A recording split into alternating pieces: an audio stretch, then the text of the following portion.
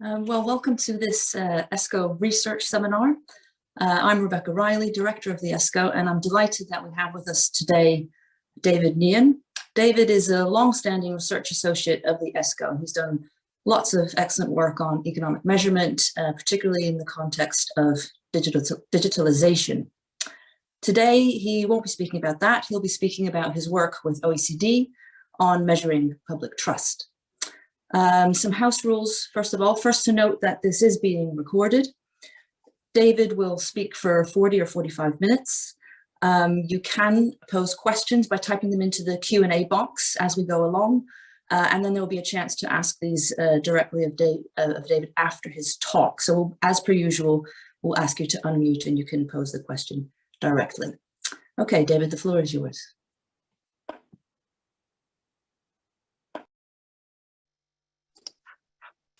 Thank you very much, Rebecca, and welcome everyone to this talk. It's my pleasure to talk to you today about measuring public trust, or as we'll see a bit towards the beginning of the presentation, it's mainly about the drivers of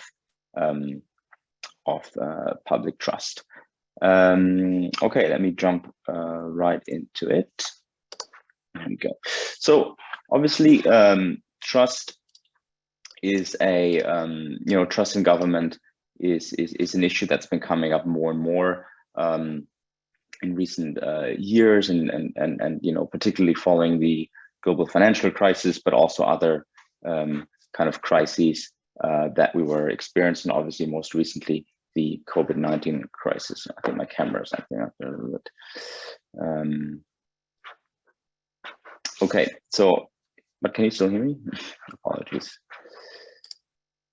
Okay, yes, we can hear me. Okay, perfect. Maybe I'll just leave my camera off for a second. Not sure what's going on there. So declining trust in government, in that sense, is often related to, to a decline in democracy or a threat for democracy. I'm just going to throw up a few examples here without, dwelling on all of those too much, but just to motivate the talk a little bit. We're familiar with the Gilets jaunes protests in France, which have been around and still to some degree ongoing. This is an expression of discontent, obviously, with very specific policies. We know that there's huge debates about global warming, climate change in general, and there's people that don't think that's a thing, even though that's of course against all of the science and consent out there. We have things around, around global trade agreements. So here we have large protests against CETA or TTIP, for example, which were, seen by some as not beneficial to everyone in society. Recent protests, obviously, against COVID-19 lockdown measures, vaccine mandates, etc. So these all very quickly become very kind of cruel and related to conspiracy theories, but nevertheless they were covered widely. Then we have more direct threats, let's say, to our democratic institutions. Obviously, we're all familiar with the storm of the Capitol in Washington, and then most recently, then also similar protests in Brazil, following some supporters of Jair Bolsonaro. Okay, so there is an issue or a concern regarding public trust and how that's related to our democratic institutions. So at the same time, though, while everybody talks about trust, we don't really have really good measures just yet. We have some of them. And I'm going to talk a bit about some of the conceptual and empirical work that is ongoing at the OECD since a few years now already, in terms of improving the evidence base for policymakers in that regard. So public trust in that sense can be seen as the foundation for the legitimacy and stability of democratic systems. In a way, it's essential for the success of a wide range of public policy. So, we can most obviously think about public health systems, but then, you know, there's a whole literature on compliance within the tax system and compliance with rules and regulations and the law more broadly. This all depends to a large degree on the kind of trust that exists within a society, and it's very hard to implement any kind of policy without resorting to force if there's low levels of trust within society.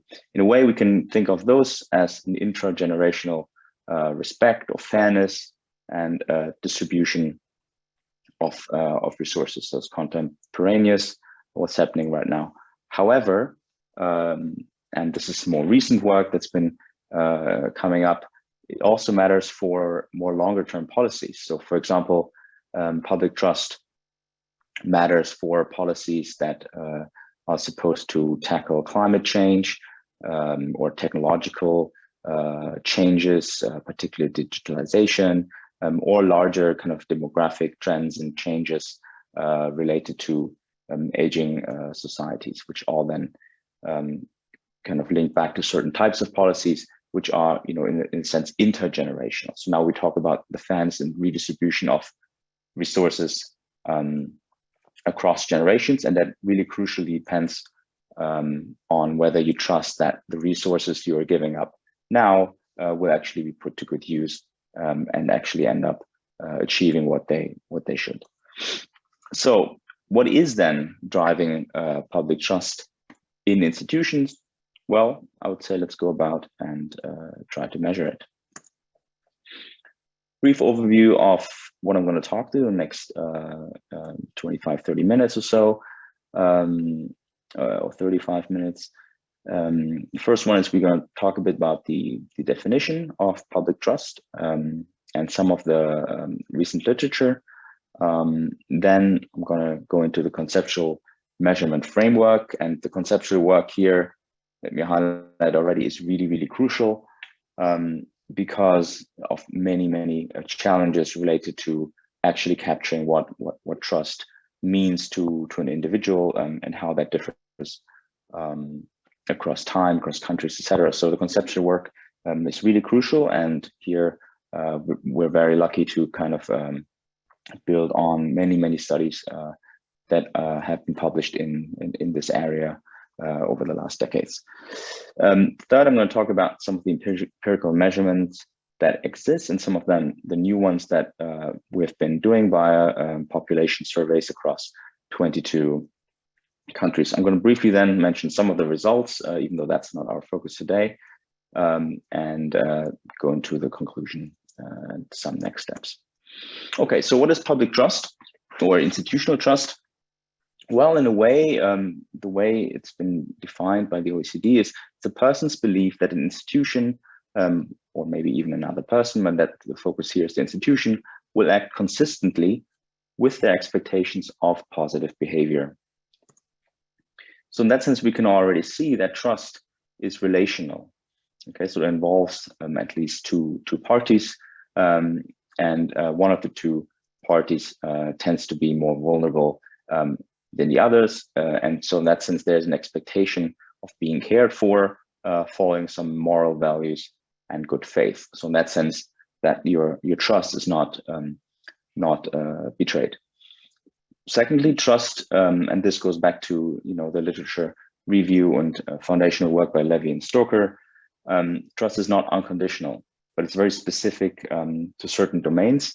In that sense, this closely relates to the concept of competence that's going to be crucial to our conceptual framework later on. So in that sense, it's not unconditional. That means I might trust an institution to, for example, provide good healthcare for me and my family, yet at the same time, I might not fully trust it to deliver on my preferences when it comes to reduction of greenhouse gas emissions. Let's take an example. Let's say a citizen needs a new passport. Then in the kind of classic public service delivery cycle, there's some sort of expectation. You think you need a passport relatively soon. You think it shouldn't cost you too much. All the information should be easily available to you when you apply. Then there's the actual experience. Let's say you have to then go to some government office. You find out you can't do it online. You have to queue. You forgot, the forms that you had to bring, etc. So there's the whole experience of what's happening. In the end, you pay it more than you thought you would, or less.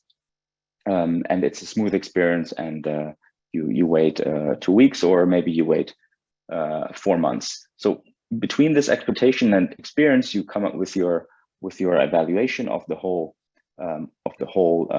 service delivery, and you think, okay, in the end, it was actually not too expensive. However, it took me 4 months to actually receive it because there was a big backlog. I know that's been happening in some countries. And then finally, you might think the passport has the wrong color. So in the end, you're not very happy. So somewhere between these, trust or trustworthiness, if you want, can be built or lost. So trust in that sense has often been described as something that's hard to earn, but easy to lose. Another way of thinking about this, and this goes back to Will Jennings and his colleagues, is there's some certain family of trust. So with trust, mistrust, and distrust. So while trust could be related in our policy kind of setting here to compliance, distrust would be the opposite, and it could lead to withdrawal and in that sense resignation in terms of political participation, for example. Mistrust is somewhere in between, and it's definitely something that could be positive. So there's a certain state of vigilance that individuals adopt when evaluating their experiences, and in that sense, it's somewhere in between trust and distrust, or it could be part of the process of when you're building your evaluation of mistrust, of trust or distrust. I'll just try to turn on my camera again. Okay, seems to work. Okay, just very briefly, some of the recent literature around public trust. I'm really going to mention only 4 studies very briefly, because there's obviously a lot, and also a lot of earlier work. There's one study showing that the compliance with COVID-19 containment measures is positively related to pre-pandemic levels of trust. And then there's a second study also in the Journal of Public Economics, which says that without trust, politicians do struggle to convince people to follow their advice and instructions, which is definitely something that we are aiming to capture here. And the study interestingly shows that epidemics, when experienced by people in their impressionable years, so that's around 18 to 25, lead to the long-term decline in trust and participation down the line. So they can show that decades later, people have lower levels of trust if in their impressionable years they experience a disaster. Okay. Then there's another paper showing that there's a large divergence between public trust in urban and rural areas, especially since 2008 financial crisis. And the authors find that this is due to economic experience of people, their values, but also demographic factors, and the perception of having access to worse public services in rural areas. So that's something that's really interesting, and it's definitely closely related to the conceptual framework that I'm gonna talk about in a minute. So, for example, the expectation of services is closely related to the reliability of governments. And finally, and this is more for this kind of long-term policies that I was talking about, trust in that sense enhances people's confidence in the effectiveness and willingness to sacrifice resources, because that's what some of these policies entail in terms of taxation, for example. And the authors here look at 2 specific policies, which is the reduction of emissions, as well as the reduction of public debt. Right, so now the conceptual framework upon then the empirical measurement work is building on. There's going to be 5 key drivers here of public trust. The first one is the reliability of government institutions. In that sense, this means that a institution provides efficient, high quality services that are yet affordable, timely. So timely in the sense of using the latest innovation and technology, let's say, and also don't take too long, and they're citizen-centered as well. So they really build around the citizen to make the whole process as easy and reliable as possible. The second one, and these two are the competence drivers, is responsiveness. So it basically captures the degree to which institutions anticipate the needs of people. And of course, these needs can change over time as we have evolving challenges that also periodically come up. So obviously, this is all related to uncertainty and to the degree to which institutions can successfully anticipate the needs also in the light of challenges and uncertainty. Now we have 3 drivers which are more related to the values of institutions. The first one obviously being a very important one, which is integrity. So the degree to which institutions are aligned with ethical principles, norms and standards, and free of corruption. The fourth driver would be openness, or also closely related to participation. So the degree to which institutions provide open and accessible information and the opportunities for people to be engaged and to help shape the institutions and what they do.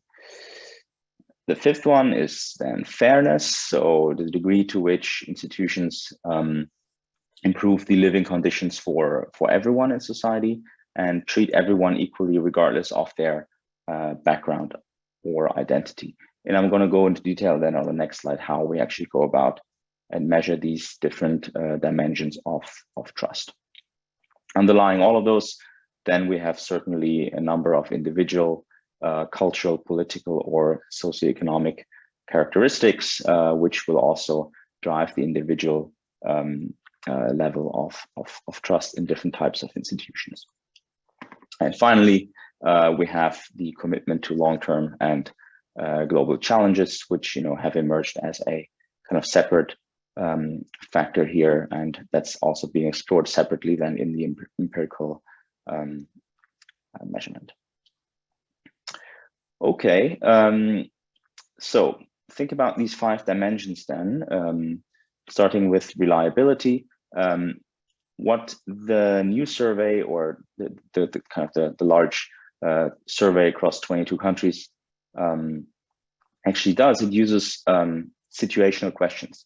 If you remember that part of the definition was that we expect that people expect positive behavior from institutions, then the best thing you can do is actually not ask people directly from 1 to 10, how good do you think the police works, etc. Which is questions that can be asked and have been asked, but more importantly, actually want to put people into the situation to think about it in a more active way, to see how they feel about certain institutions. So for the reliability dimension, for example, the question would be, if many people complain about a public service that is working badly, how likely or unlikely do you think that it would be improved? So you can see already that people then will kind of start thinking about specific situations they might have experienced or know someone has maybe experienced in the past, and then I think actively about how an institution would behave. For the responsiveness dimensions, and there's usually obviously a number of questions capturing each one of them. I just chose one of them here. If you share your personal data with a public agency, how likely or unlikely do you think that it would be exclusively used for legitimate purposes? So it's a very specific case here. We're talking about the use of personal data, which nevertheless has come up as a really important factor more recently how people think their personal data is being treated. And that obviously matters a lot because a lot of the new digital public services, ask and have access to quite a lot of personal data. Integrity. So we can ask about many different dimensions here, and one of them being whether people think that public employees that are offered money or bribes to access a certain public service, whether they would refuse or accept it. And I'm going to show you actually the results later on to that specific question. It's quite interesting. Openness, that kind of gets to the dimension of whether information about administrative procedures, such as the passport, is available, and whether those are easily available or not. And the final dimension is fairness, and there's the question whether people think that government employees would treat people equally regardless of their individual characteristics. Okay, I see some questions are coming on, and that's good. Just keep them coming towards the end, then we can get into all of them. Okay, so of course, there are surveys that exist already that measure this. However, they mainly focus on the kind of levels question that I already hinted at earlier. And typically they ask a question of the formulation on a scale from 0 to 10, how much do you trust, have confidence in, or are satisfied with the government, the national government, the local government, the police, or other types of institutions. There's modules in the European Social Survey, World Values Survey, Eurobarometer, and some private surveys such as Gallup or Edelman, which also include some of these questions. So of course, these are all really useful, and we review in one of our papers, we review quite a number of them and compare them also to the OECD measures. And some of them, especially Gallup, go back quite some years, also the World Values Survey. So it's interesting to see how some of these evolved over time. Yet, unfortunately, there's a really large variation in how the question is actually formulated. That changes over time. It changes across different surveys. Question scales are different across all of them. So there's 0, 10, 1, 10, there's 0, 5, there's yes, no questions. So it's really, really hard to find anything that's comparable. Country coverage differs across all of these, the years as well. And then also there's questions of representativeness when it comes to some of the individual characteristics. So all of this to say that there was a clear need to actually harmonize some of these questions, and then also introduce these active questions that I mentioned before, rather than just asking about levels.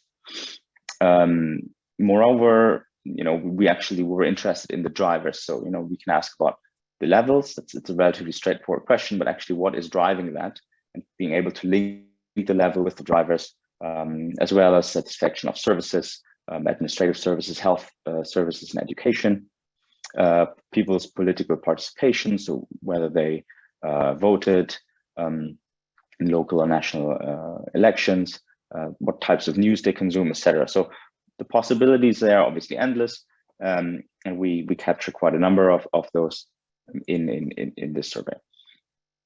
Okay, so how's the survey actually looking? I know this is a measurement seminar, so I'm trying to spend some time talking about the actual survey that we devised. So it's around 30 questions. They're being randomized. There's the same probability for any question to be asked. So there's no kind of bias due to survey fatigue, because the survey, could be considered relatively long, but still within the usual average time of around 15 minutes. The survey ran in 22 countries. It was translated into 20 languages, and I think let me just talk about this for a second. I think that's something we really need to appreciate if you actually run a survey at the same time in many different countries. How important translation actually is. And that's something that wasn't so clear to me necessarily when I was, more of a passive user of survey data in the past. That it really matters how well questions are being translated. So it matters whether you have, mother tongue speakers, etc., because it can really influence, especially with these sensitive questions, how they're being interpreted. So we spent quite a lot of time working with professional translation agency and then mother tongue speakers and experts within each country to review the questionnaire to make sure actually it captures what we're trying to do. There's an 11-point numerical scale, so that actually also helps with the translation. So in that sense, you're not bound necessarily by certain terms of what means a lot, little, trust, etc. And we do have verbal anchors at both extremes, obviously, so people know which direction the scale runs. Plus a don't know answer option and a prefer not to answer as well. The median length is around 12 to 17 minutes, depending on the countries, even though some countries have actually added some further modules. So that might appear that why some of them are at the upper end of this. The survey then ran in most countries between December 2021 and March 2022, even though the majority was in December 2021. So obviously this is within the COVID period for many countries, which will matter for the results. The survey was administered by YouGov in most countries. However, in some, there was the National Statistical Office, which preferred to do it themselves, which was fine with us. And we're happy about it, actually, because then we could compare some of the different methods. There were non-interlocking quotas for gender, age, region, and education, so fairly standard. We used post-weighting to kind of make sure that these are representative at the national levels. The survey actually has been tested before, so it's came out of years of work. The full survey ran in Korea, Norway, and Finland before, and we can kind of take these lessons on board when devising this survey here. There have been guidelines on how to measure trust, so these are very detailed, and if you're interested in the topic, I advise you to look at those. They were published in 2017, and those are very helpful when developing this survey. Some of the questions were also included in the European Social Survey last year in 2021, so a year and a half ago. And once the results from those are available, there can be some further comparison. And finally, the whole process was guided by an expert advisory group, which included experts from academia, ministries, and national statistical offices, which kind of had a say and an eye on everything we were doing. Like I said, the surveys were administered online in most countries.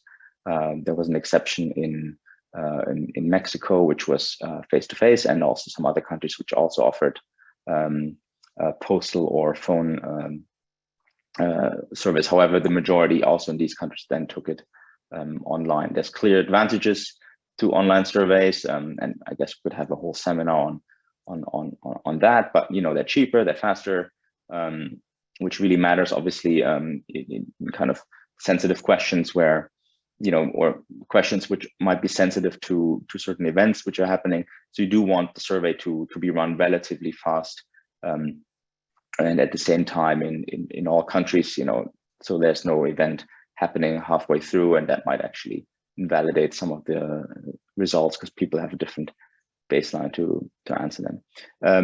Online surveys have the advantage of anonymity. So especially when it comes to some sensitive questions, that's really, really important. And if you think about being asked about your trust in the police and government, etc., if someone knocks at your door, which might even be the statistical office or some government agency, you might not answer in the same way as in your anonymous setting when you're at home in front of your computer on your smartphone. And nevertheless, it was the go-to during the pandemic, when a lot of lockdown measures and social distancing measures were in place. Of course, the disadvantage of online surveys is that you need internet access, which could be an issue for some demographic groups, and there's no real opportunity to clarify if you don't understand the question. Nevertheless, they don't know response rates were actually quite low. Secondly, we used a non-probabilistic survey here in the majority of countries, which is actually quite feasible because we could use ex ante quotas, which are defined in terms of the actual representative in countries, and then the survey provider can fill those quotas as you go along. And considering actually the costs of running such a large survey and the range of countries that were included and the timing needs that we had, this was definitely the most feasible option. Of course, many people might say that probabilistic surveys are the gold standard to a degree. That's of course true. However, looking at recent declining response rates in these types of surveys, and some of them here also were probabilistic, it's not actually clear whether they are more representative if in the end only 20-25% of the people that are being contacted at random actually reply. So there's a question of how of selection into response also in probabilistic surveys. Okay, let me just talk very briefly about the reliability of some of the measures that came out. So obviously reliability being the consistency of measures over time and over different measurement approaches. So for example, across different types of surveys. And here we can show, if we compare that, for example, to just a simple question of trust in government between the OECD survey and the European Social Survey, or the Gallup World Poll, you can see there's a fairly high level of correlation. Here you have to say that obviously the formulation of the question was slightly different, and the timing also. So these surveys were partially done before, I think, the European Social Survey for sure, before the COVID-19 pandemic. Nevertheless, this is just to show that, in that sense, the OECD survey results are not completely off the mark, quite the opposite. They're actually quite in line with what has been found. There was a probability sample test in Colombia, which ran some of the trust in government questions in a probabilistic survey, and interestingly, they actually found a very similar results, no matter which of the two types of surveys. So whether that's the online survey via YouGov or the survey that the NSO in Colombia conducted themselves, that's quite encouraging. Now, briefly on the validity. So, are the measures actually plausible? Are they intuitive? Do they capture what we actually want them to capture? As we all know, this is always kind of hard to test for. However, the use of the situational questions here was definitely seen as a huge improvement over other types of questions. And the fact that all the questionnaires were reviewed by mother tongue speakers and local experts really helps, and we were really confident that they actually capture what we thought they would. And this is kind of confirmed by the low rate of don't know responses, which is also very similar to other surveys. The questions seem to be internally consistent, so we ran some correlations between different types of questions which were supposed to capture similar concepts. So, for example, trust in courts and the judicial system was very highly correlated with the question on apology. I had been battling with a flu last week, so Okay, so for example, trust in courts and the judicial system was very highly correlated with questions on whether courts are free and from political pressure. So there you can see really that, you know, people don't answer at random. It really does, you know, differ across respondents, and those that do think that, you know, courts are free also think that, you know, they have a high trust in them. So that kind of was a small internal test that we could do. The ABS in Australia, they also took some cognitive testing of some of the questions, and they reported that, you know, they were very, very happy with the formulation of questions. And some, of course, you know, some of them were localized a little bit to make sure that they capture the institutional settings in Australia better, etc. But overall, they were very encouraging. Okay, like I promised, I'm just going to give you very briefly few of the results. And all the results are obviously published in the accompanying kind of report that came out last year. And here you can see just the level of trust across different institutions, and it's highest for the police and courts and civil service, and then it's lower, as one might expect, for news media or also political parties, particularly in political parties. Average levels of trust seem to be relatively low. If you think about the 5 drivers that I mentioned before, we can kind of measure what's the average across each one of them across the OECD, and you can see that, you know, government fairness and reliability are relatively high. So people do think governments are relatively fair, they're reliable in terms of service delivery. Openness also is doing quite well, and there's more of an issue though for responsiveness. So that's kind of the anticipation of challenges and needs, which makes sense. Obviously, also it was asked in the middle of a pandemic, and then there's an issue with the integrity. Sorry, it's a bit small. I hope you can read that. So the last bar would be bottom right, integrity. So if you then think about integrity, one of the questions that would kind of feed into that module was whether people think that public employees accept the bribe. From the results here, if you just look at the bar on the very left, it seems that more than 1/3 of people actually believe that public employee would accept the bribe in order to speed up access to a public service. It's quite interesting. These are kind of results we can then break down, obviously, by different demographic groups and by country, etc.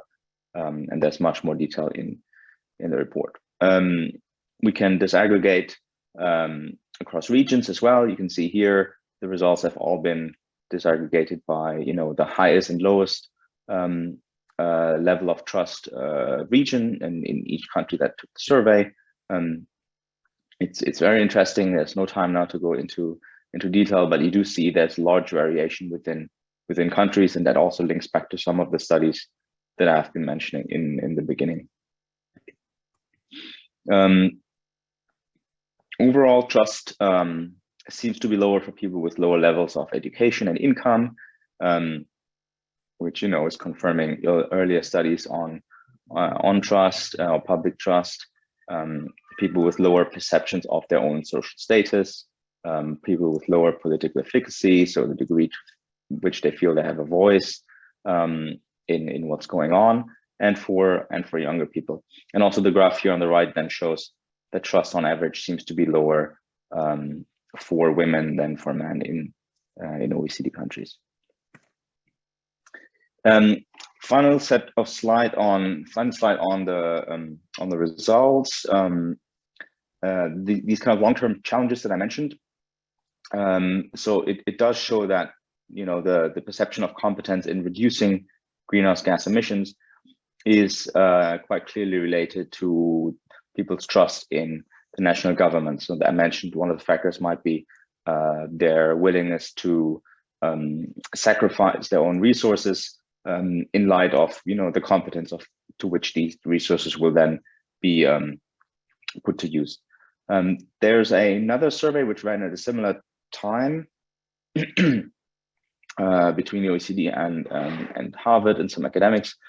And it also shows that people that have a higher trust in government and in the effectiveness of the actual policy are more willing to support it. So there's quite a clear link also being shown there.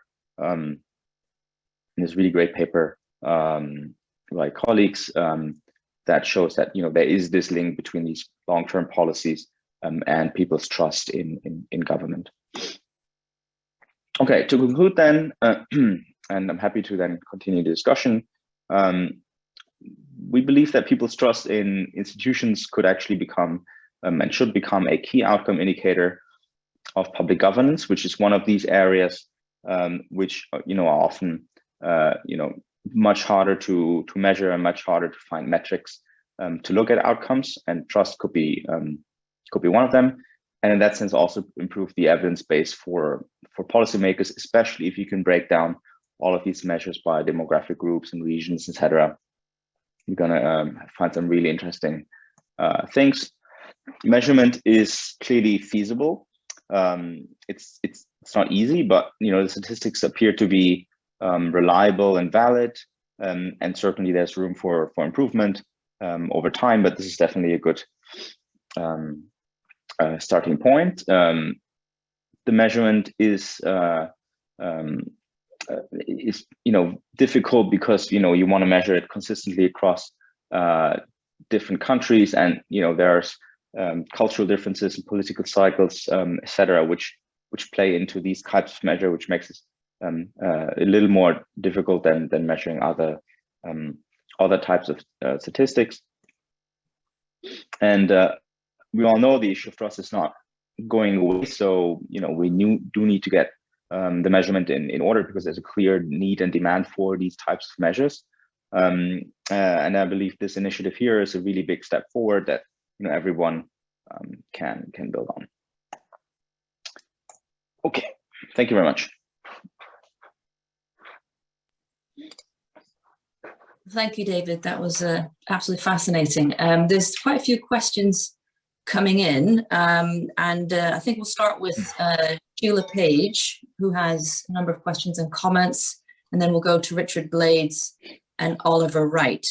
Just while Sheila's unmuting herself, I noticed, David, in your you had like a list of institutions that respondents were asked to indicate their level of trust in, and you had like the civil service, the courts. People were generally reasonably trusting of them, and then over at the other end you had the news media.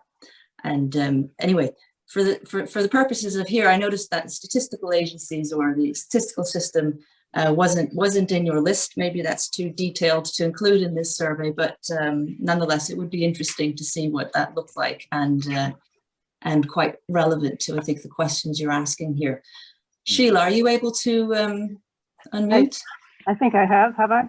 Great, fantastic, yeah. Good. Okay, yes, I had two questions, really fairly of detail.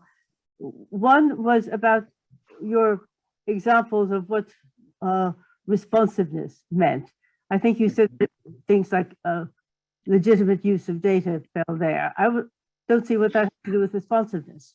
A government that kept all of my data and used it for every conceivable purpose could respond very quickly. So it would be responsive, but it wouldn't be what I would call trustworthy. And the second question was about the timing of the survey. And you seem to think that speed of doing a survey is important to avoid a survey being affected by an event during it. But if I understood when you took this survey, the invasion of Ukraine must have happened right in the middle of it. And that, at least for some countries within Europe, affected their views. Thank you, Sheila. Yeah, so just maybe I take the second question first. Yeah, so the invasion, obviously, the unprovoked aggression by Russia and Ukraine was certainly an issue. However, the survey ran in December 2021 in most countries. there's a technical documentation where the precise dates for all of the countries are listed, and I think, if I'm not wrong, I think there was no country where the survey ran while the invasion was ongoing. So they should have all been done or finished beforehand. Well, I can we will post with the presentation the links to the documentation, and then we can check. But certainly, I share your concern that that would have been an issue, and even though we don't know in which direction, right? So we know that for big crises, often people's trust in the beginning, due to this kind of rally around the flag effect, is actually going up, and then kind of slowly goes down to the pre-trends. On the first question on the use of data, actually to preview the results, in that sense, people are on average relatively confident in governments and institutions making legitimate use of their personal data. It was actually one of the drivers which came out pretty high. I think with many of these questions, to which, whether that's reliability or the responsiveness of government, etc. I think there's definitely overlap, and we can always have discussions in terms of, to which dimension it might fit best. I mean, of course, the use of data here is relatively broad. So whether the governments make legitimate use, we could then have discussions about, to what degree that's fair, etc. Are you able to see which data the government holds on you? But in some countries, actually, people think could think that having access to all data the whole time, that this kind of came out in case studies that the OECD did in Norway and Finland, particularly, actually having kind of access to data at the whole time. So let's say one institution asks about the address, and then by definition you shouldn't have to provide that contact details again if another agency asks for a different purpose. Some people in Scandinavia saw that as a positive, but I know that in other countries, data sharing across government agencies might be seen as a negative. So that's kind of the whole thing that we're trying to get at with the trust related to data. Okay, I hope that answered your question. Thank you. Thank you, Sheila and David. So we're going to go to Richard Blades first, and then Oliver Wright. Hi, David. Great talk. Thank you. My question relates to the definition of institutions. So many of the examples that you've used in the talk relate to the public's trust of public institutions. Do you think you'd need to change any of the framework or questions, for example, if you were to assess the public's trust of private or even pseudo-private institutions? When I'm thinking, the lines I'm thinking along are things like the public's trust of certain companies or private institutions, such as things like in the audit field, US GAAP or industry codes of conduct and those sorts of things. Yeah, thank you. That's a very interesting question. Actually, some of the other surveys which ask for like the level of trust in different institutions do ask about trust in businesses explicitly. So I think, especially for the levels of trust questions, it's relatively easy to expand the list and ask people how much they trust. Even you can ask about specific companies if you would want to, I guess. That was not our focus here, but I do see why this could be an interesting thing. When it comes to the drivers of trust, I think we'd have to adjust the questions a little bit, because they're really focused on the kind of public policy and service delivery dimensions. So maybe there's other issues when it comes to private businesses or pseudo private businesses, but I think there's some marketing related research out there on more kind of trust of consumers within of brands, for example, etc. So yeah, it's not the focus here, but I think some of it at least could be integrated in the kind of levels types questions. Thank you. Thank you. And let's go to Oliver Wright. Thank you. Thank you for the presentation. My question is really kind of about the conceptual underpinning. And I was wondering how the concept of an institution, let's say, credibility ties in or is related to perceptions of trust in that institution. Mm-hmm. Yeah, credibility. Credibility. So I think credibility I think we would have to define that a little bit more, what we mean by credibility. And I think, though, it is closely related to the idea of whether you think an institution is trustworthy. For example, are the information that is being put out by public health agencies, for example, do you trust them or do you not trust them? And I think that could be related then to the credibility, or it could be related to the people that work in a certain place, how competent they are, or whether the latest innovations and technologies are being used. I think this could be all related at the same time to trust as well as credibility. But I might ask you, does that capture what you mean by credibility, or do you want to elaborate a bit on what you mean by credibility of institutions?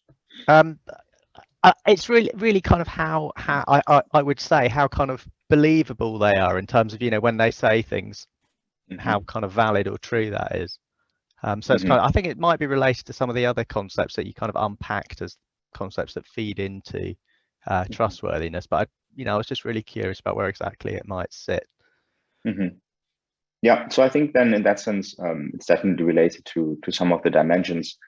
So whether you think institutions are reliable in terms of actually anticipating the needs that people have, whether those services that institutions provide are built around the citizens. So we call that citizen-centered service delivery, or I think the dimension of openness.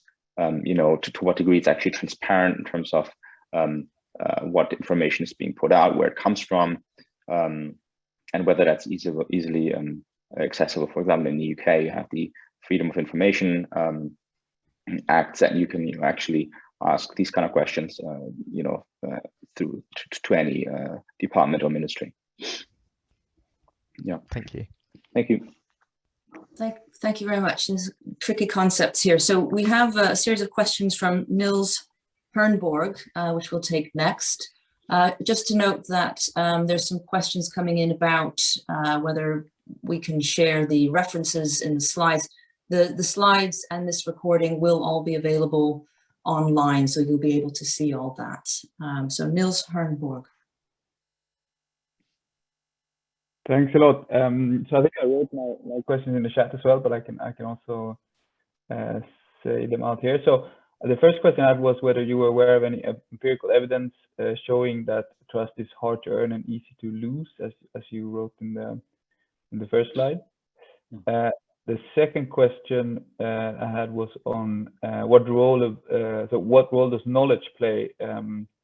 Knowledge about the specific institution. So you said in the beginning that the definition of trust had to do with an expectation of positive behavior, but that definition of positive behavior is somewhat subjective. So if you don't have an accurate understanding of the responsibilities of the institution, you might not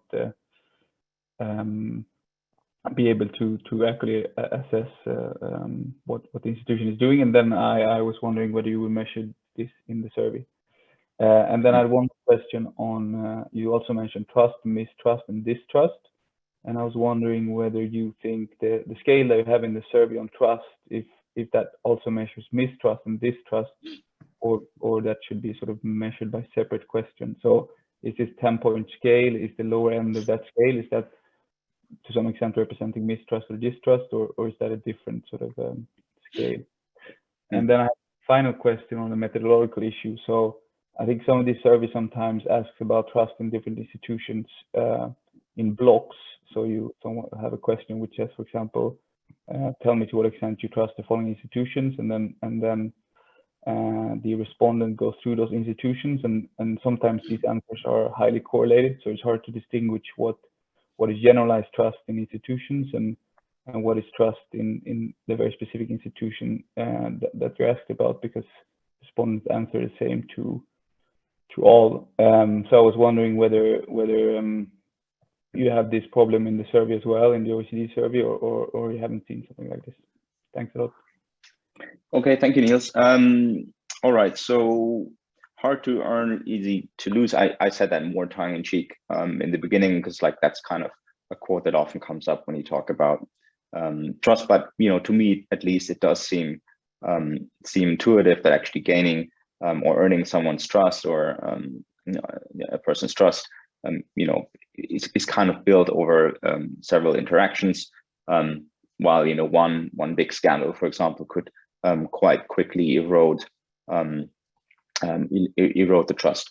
We don't test for that specifically. I think it might be hard to do. I think once you have more kind of time series data on this, I think more could be done on that. I think that the first study I mentioned, or the second, where they look at the role of experience epidemic during your impressionable years. I think that's a really interesting one, and that might be related to kind of these kind of long-lasting loss of trust once you actually experience kind of a large shock to in society. Your second question on the role of knowledge of institutions. I think it's an interesting one. I mean, of course, you could ask first, do you actually know, what a certain institution is doing? But I think it's almost not desirable to pose that question, because I mean, you don't want to want people to take an exam on the political system before they go voting, etc. Because in a way, it's also the role of institutions that deliver certain service to provide or to make that information easily accessible in terms of what they do to kind of manage those expectations. But I think this links to this idea of expectation, which obviously are changing over time. So I think there is an argument to be made that as public services are getting better over time, also the expectations of citizens are increasing over time. And I think there's some more work that needs to be done on this kind of expectation versus evaluation that I mentioned in the beginning. So is it measured? No, we don't ask people explicitly whether they know what types of remits different institutions do have. Do we measure the whole family of trust? So trust, mistrust, and distrust. So the way we could see it is that at the high end of the scale there's trust, at the low end of the scale there's more distrust, and mistrust is somewhere in the middle. Is this kind of validation principle that I mentioned in the beginning. There is some work by Will Jennings and his colleagues where they more explicitly look at questions that capture these three families. So there's a paper out there that you can look at, but we don't yet measure those explicitly. On your question of blocks of questions, yes. So yeah, we also ask different types of institutions in the first question, but surprisingly, or I think it's quite interesting that there's of course some sort of correlation, but people we don't have many straight liners, so in the sense that they say, okay, everything is an 8, everything is 0 or something. You do see quite good variation across countries and across measures. So different institutions within the same country can fare completely different, and also within individual response. So if you look at the individual level data, you can see that people do seem to choose quite precisely the different types of institutions and the level of trust. And then that links back to other questions. So for example, the question on courts that I mentioned, then we have a second question on courts and whether people think they're free from political pressure. And the correlation between these two questions is very high, for example. So people do have, seem to have a very specific understanding of different types of institutions. Thank you. Okay, thank you very much. So I think that it's now time to bring this seminar to a close, and that we can't address all of the questions, but thank you for the very insightful questions that have been asked. Thank you, David, for an excellent talk, a really fascinating topic. And I hope it's something that the OECD will continue to collect data on. And I'm sure people will look at the report. You mentioned that there was some information on regional differences, which is likely to be fascinating. And I can't help wonder whether we should be thinking about trust and the concepts you're measuring here as some form of intangible capital. I have a few more announcements to make before we close. We have our next research seminar in 2 weeks' time on the 26th of January. An invite will be going out soon, but you can sign up on our website. This will be Martin Fleming of the Productivity Institute, and he'll be talking about ICT software and services pricing and productivity measurement. Also to note that the call for papers for our annual conference on economic measurement is still open, but it closes on Monday next week. So please do submit your papers and any proposals you have for special sessions or panel talks. The conference will be held at King's College London on the 17th to the 19th of May, and we'll have keynote talks from Professors Diane Coyle, David Miles, and Javier Miranda. And then finally to note, and again, you can sign up on our website, next Thursday from 4 to 5:30, we have ESCoE Research Associates, Nita Broughton from the Behavioral Insights team and Johnny Runge from the National Institute, who will be presenting new work on communicating economic statistics in ways that enhance public understanding of the economy. So thanks again, David, for a great talk, and thanks to the audience as well for participation. Thank you. Thanks, Rebecca, and thank you all for your questions. Have a nice afternoon.